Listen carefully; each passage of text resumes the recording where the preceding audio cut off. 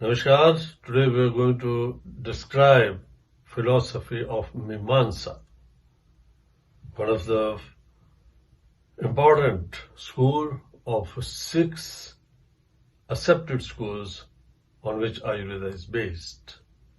Not only Ayurveda, but it's very, very close to Hindu lifestyle.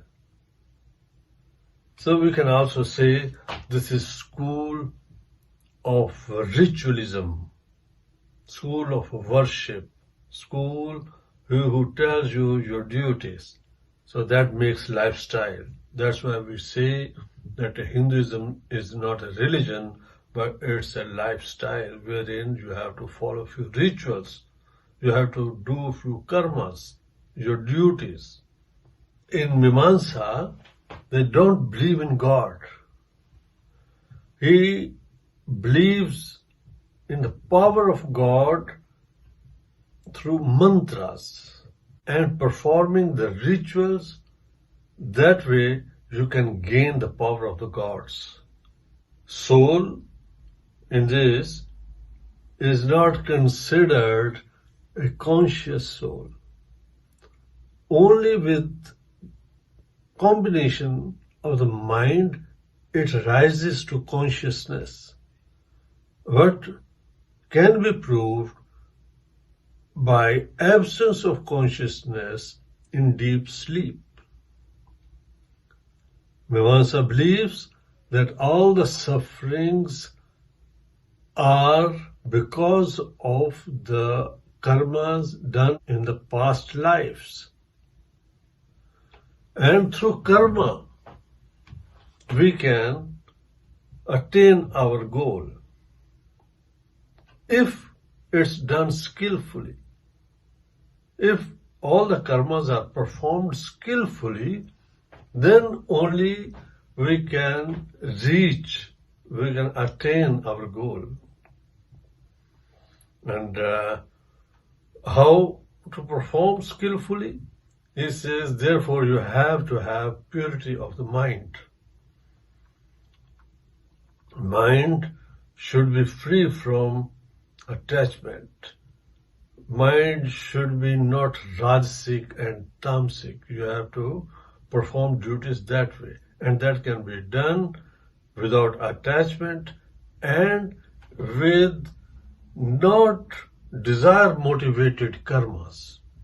That you should not be expecting fruit of every karma. You should perform your duties the way you are doing for Supreme Himself. So your karmas can bring you to liberation. So that's why pure mind is needed. So it tells you about how to perform your duties, what are the right actions, and how to execute that. So a lot of duties are described, but few duties what are easy that we are going to discuss. He says there are 5 sacred duties of the person, and that you have to perform to have peaceful society. While living here, you can attain liberation. You can experience the heaven in this life. That is, first of all, we call that yagyas. That is commitment to yourself, performing duties with specific goal to achieve. The first yagya is mostly a term what we use for the fire ceremony, but here yagya can be considered as commitment. It's in your way, in your lifestyle, in your way of living. So first commitment, what everybody can perform, there is Brahm Yagya. Brahm here is being seen as the knowledge. He believes that avidya, ignorance, is the root cause of all the sufferings. So we should see that our children should not be ignorant. They should study. They should be awakened. They should be conscious. So that's why it's the duty of yours to make your children educated. So in a house, you do everything, but you should do this type of duties, that calling the priest or he who is learned man, he can come to your house, or you should do yourself reading of your religious literature and literature, so that child can rise his consciousness. So you do all your duties, but also you should buy good books in a way to enlighten, to tell them your dharma, to tell them their duties. It's also your job, and this is being considered as Brahm Yag. So second one is, that is Dev Yag. Dev is for the Devtas. Devtas are he who always gives, like sun. He gives us sunlight, warmth, and without sun there is no life. So without asking anything back, he is giving us from the very beginning. So we have seen that life without him is not possible. So what are our duties? We have got obligations also. So every thing whatsoever gives us is a devta for us. Devta means he who gives you. Devta, he gives you always. So moon, sun, air, these are being considered as gods, semi-gods, devatas. So we have also our obligations towards them. So we can't go to sun to thank him, but we can do in daily life something for people, those who are working for us, like farmers in far away from your big cities.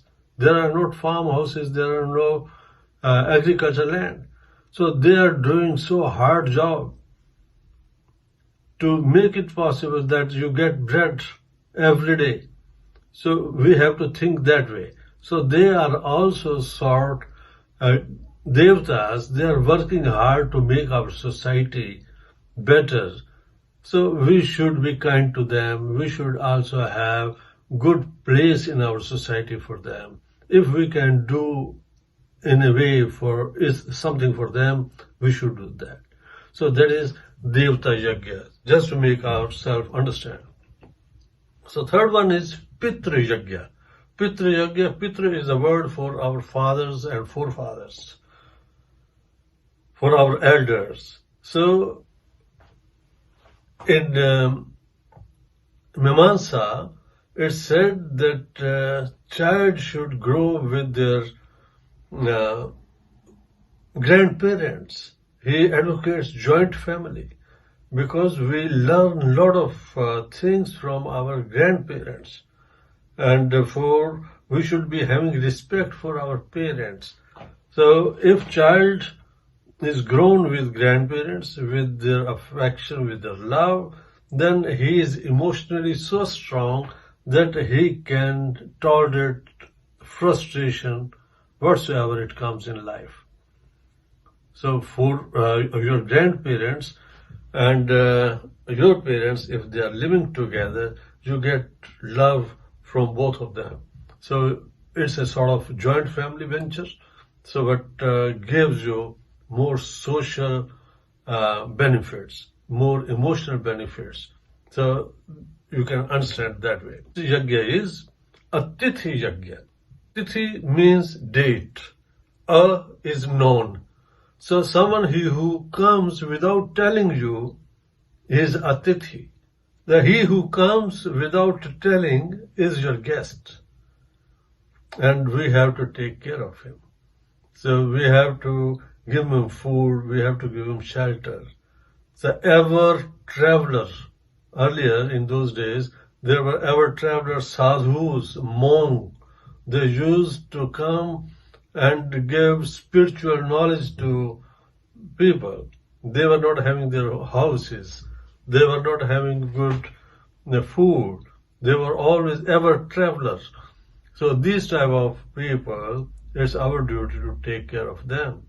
But not only that, but any guest who comes to you, it's our duty. So that way we have a healthy society. Then one and very important yajna or commitment, what is said, that is to take care of your cattle and servants. So it's also your duty. If someone is working for you, you should take care of him. Cattle, cows, goats, you have at home, they don't speak. We should be kind to them. We should be compassionate to our cattle and our servants.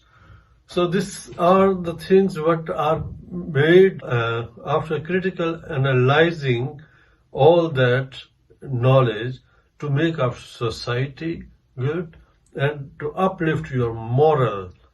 And that way you feel also peaceful and it gives you satisfaction. So these are few duties of yours according to Mimansa that gives you peace of mind, that gives you clarity of mind to perform your duties without making any bad karmas. So that way we have got healthy society, and that way you can have heaven on the earth. So this is Mimansa as a view, and Hinduism is mostly derived from these facts, from this theory. So I think I have made my point clear. So thank you very much.